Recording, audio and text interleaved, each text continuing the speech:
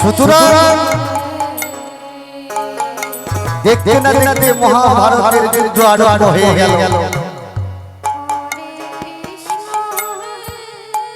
পাঁচ ভাই পাণ্ডব যেদিন আমার দ্রৌপদী মাকে শতরঞ্জ বাজিতে যখন হেরে যায়, তখন আমার দ্রৌপদী মায়ের বস্ত্র হয়েছিল না? কি হয়েছিল?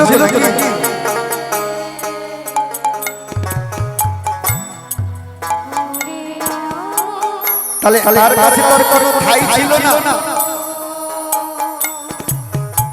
সবার কাছে কোনো জনের প্রার্থনা করার পরেও কেউ সহযোগিতার হাতটা বেরিয়ে যায়। সেদিনই আমার প্রতিমা কি করলেন?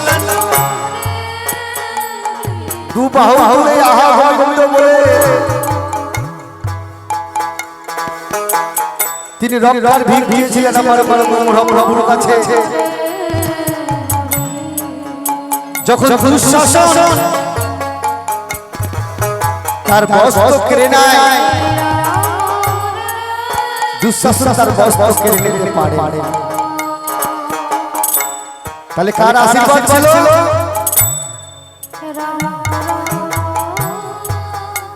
আমার